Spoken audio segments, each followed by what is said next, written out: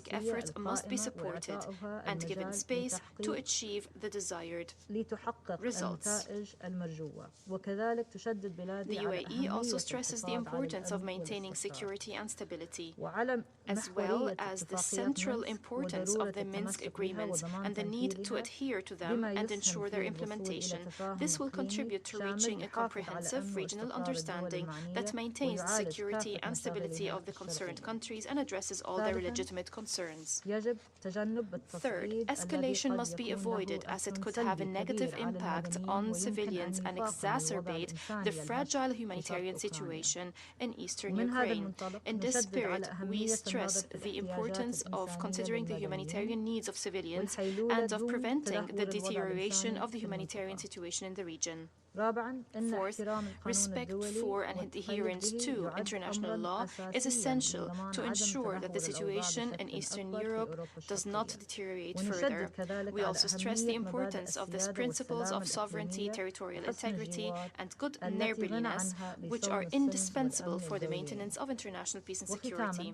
Finally, Madam President, the UAE reiterates the importance of constructive dialogue to resolve differences. The role of the Security Council as the body responsible for maintaining international peace and security is essential to provide a diplomatic platform that enables states to present and resolve their differences peacefully. Thank you. I thank the representative of the United Arab Emirates.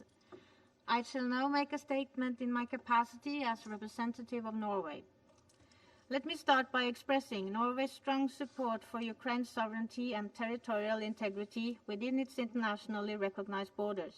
This includes the Crimean Peninsula and its territorial waters. Norway is deeply concerned about the Russian large-scale military buildup near the Ukraine's border and in occupied Crimea. This is unprovoked and unjustified. Further escalation can have devastating humanitarian consequences. Through its harsh statement and unrealistic demands, Russia now challenges the security architecture in all of Europe. The crisis therefore not only affects the region, but represents a clear threat to international peace and security. Russia has repeatedly accused NATO of increasing tensions. I would like to underline that the alliance is defensive and voluntary. We do not seek confrontation. At the same time, we cannot and will not compromise on the principles on which the security in Europe rests. We stand ready to discuss security concerns. Norway supports the European Security Order based on international law and national sovereignty. We cannot allow this to be replaced by spheres of influence. Every country has the right to freely choose its security alignment. We call on Russia to de-escalate and to engage constructively in dialogue through the established international mechanisms in good faith. Furthermore, Norway underlines its support for the existing international frameworks for the sustainable and peaceful resolution of conflicts in accordance with international law. Russia has itself repeatedly invoked in many other Council discussions the principles of respect for sovereignty and territorial integrity. Norway calls on Russia to now respect these principles when it comes to Ukraine. Thank you. I shall now give the floor to the representative of the United States, who has asked for the floor to make a further statement. Good. Thank you, Madam President. I can't say that I am surprised by my Russian colleagues' comments, but I am disappointed. Madam President, I cannot let the false equivalency go unchecked, so I feel I must respond. Let me be clear, there are no plans to weaken Russia, as claimed by our Russian colleague today. On the contrary, we welcome Russia as a responsible member of the international community, but its actions on the border of Ukraine are not responsible. The threats of aggression on the border of Ukraine, yes, on its border, is provocative. Our recognition of the facts on the ground is not provocative. The threats of action, if Russia's security demands aren't met, is provocative. Our encouraging diplomacy is not provocative. The provocations from Russia, not from us or other members of this Council. We have made clear our commitment to the path of diplomacy. I hope our Russian colleagues will also choose this path and engage peacefully with the international community, including Ukraine. I say to Russia simply this: your actions will speak for themselves, and we hope and encourage that you make the right choices before this Council today. Thank you very much. I thank the representative of the United States. I give the floor to the representative of the Russian Federation who has asked for the floor to make further statements. Благодарю, председатель. Я не планирую превращать наше заседание в диалог между Россией и Соединенными Штатами. Мы все, что хотели, сказали в нашем сегодняшнем выступлении. Однако мы по-прежнему искренне понимаем, о каких угрозах, провокациях, эскалации со стороны России идет речь и что нам меняется. Но да ладно, я вам высказался по этому поводу выступления. Я хотел бы обратить внимание, что когда я слушал выступление представителей Соединенных Штатов, как мне показалось, я не услышал ни одного упоминания, ни одной ссылки на Минские соглашения, на резолюцию Совета Безопасности 2202. И это, кстати говоря, очень показательно. Вот в таком контексте мы должны говорить об регулировании украинского кризиса. А Соединенные Штаты уводят эту тему совершенно в другую область. И, наконец, госпожа председатель, я хочу извиниться перед членами Совета и не воспринимать мой уход как демарш. Те страны, которые будут выступать после того, как предоставить им слово, я иду навстречу с генеральным секретарем в преддверии нашего председательства в Совете, который начинается завтра. И, к сожалению, не могу перенести ее в связи с графиком генерального секретаря. So I can't change this situation because of the SG's timetable, so I'm going to have to leave. I do apologize. Thank you. I thank the representative of the Russian Federation. I wish now then to again remind all speakers to limit their statement to no more than 5 minutes in order to enable the Council to carry out this work expeditiously. I now give the floor to the representative of Ukraine. Well, thank you, Madam President. I would like immediately to apologize that I may not be within the 5-minute limits, especially given the length of the Russian intervention.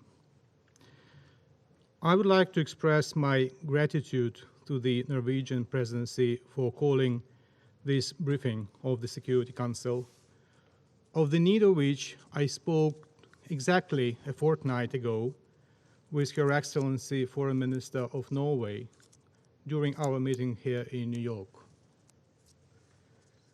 I express our thanks to the US, who as a member of the Security Council, in close coordination with Ukraine and partners, requested today's briefing. And of course, I express our appreciation of the presentation by Undersecretary Di Carlo.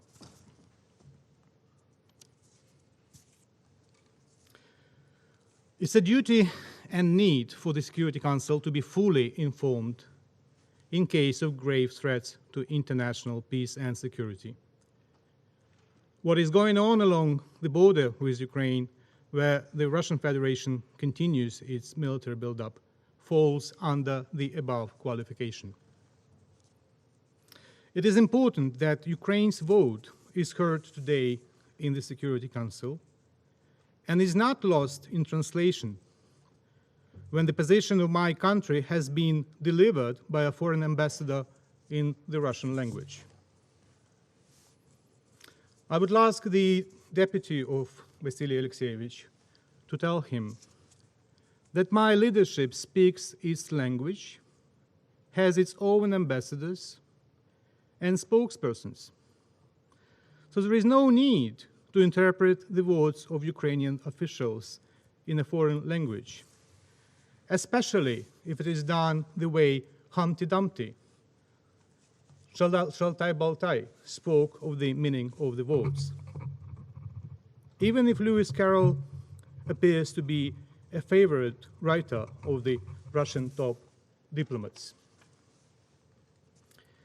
Against the backdrop of unprecedented sequence of high-level diplomatic contacts in the past few weeks, a serious talk in the Security Council is required more than ever to present facts, to listen to each other's positions and concerns, as well as to outline further actions towards the escalation.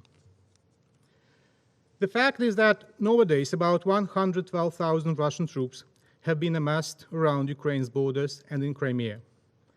And together with the maritime and aviation components, their number reaches about 130,000.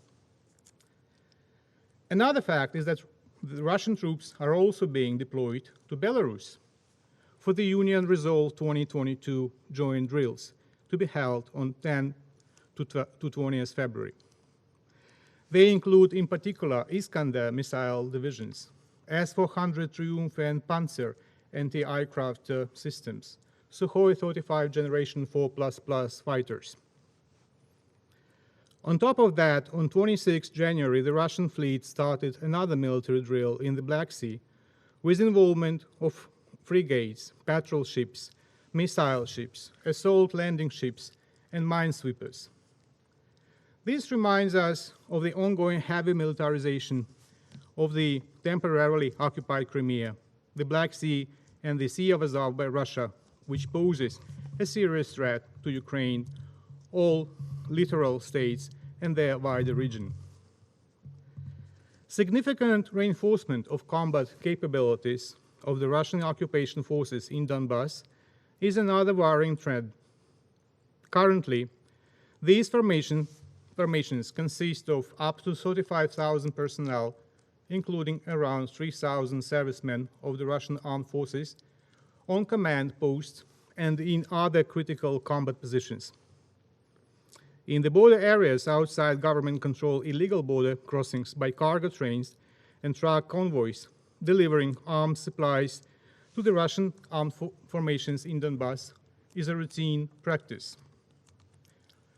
OSCE SMM reports provide ample evidence of various illegal activities in the border areas.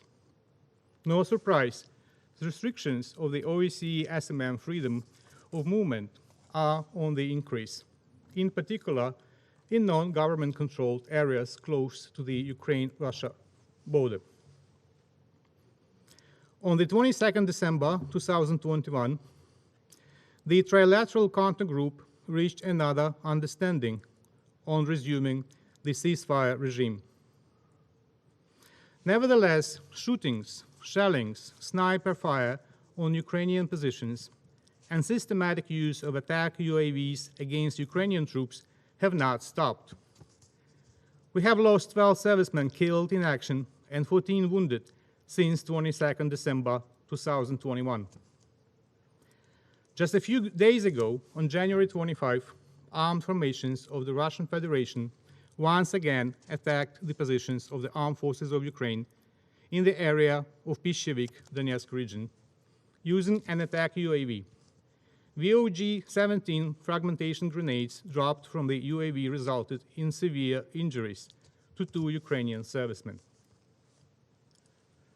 The current impasse in the consultations process within the framework of the TCG continues on practically all tracks. While the decisions adopted by the Normandy format leaders during their December 2019 summit in Paris remain unimplemented. Over the past year and a half, we have seen deliberate efforts by the Russian side to obstruct TCG activities and even to prevent finalization of the already agreed, including at the expert level, arrangements within TCG in the security and humanitarian areas. All this is accompanied by Russia's stubborn denial of being a party to the armed conflict that has been raging for 8 years now in the Donbass region of Ukraine, attempts to impose a so-called direct dialogue with these puppet occupation administrations, as well as refusal to engage in substantive discussion on political settlement of the conflict. The question is why all these Russian forces are there. We have asked this question on different fora, along with sending own clear messages. Ukraine is not going to launch military offensive neither in Donbass, nor in Crimea, nor anywhere else. Ukraine sees no alternative to peaceful resolution of the ongoing conflict and restoration of its sovereignty and territorial integrity. Yet we also see a surge in Russian disinformation campaign, including false accusations of Ukraine plotting a military attack. This is not going to happen. This is direct evidence of Russia's unwillingness to de-escalate and prepare to justify its possible further aggression. We are well aware of Russia's history of ploys and provocations, and we will do everything possible to prevent another Manila-type provocation by Russia. Once again, I have clear instructions from my government to reiterate today the absence of any aggressive intention, as well as Ukraine's strong commitment to peace.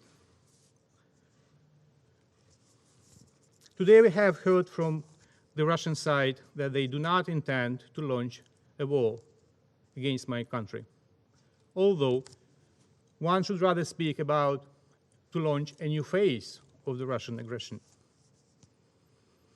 It is a very important message, as we still lack credible explanations by Russia of its actions and military movements.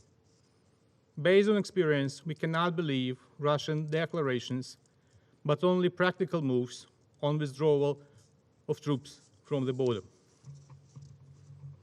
Madam President, Ukraine strongly rejects any attempt to use the threat of force as an instrument of pressure to make Ukraine and our partners accept illegitimate demands. There is no room for compromise on principal issues. The most principal position for Ukraine is that we have inherent sovereign right to choose our own security arrangements, including treaties of alliance which cannot be questioned by Russia.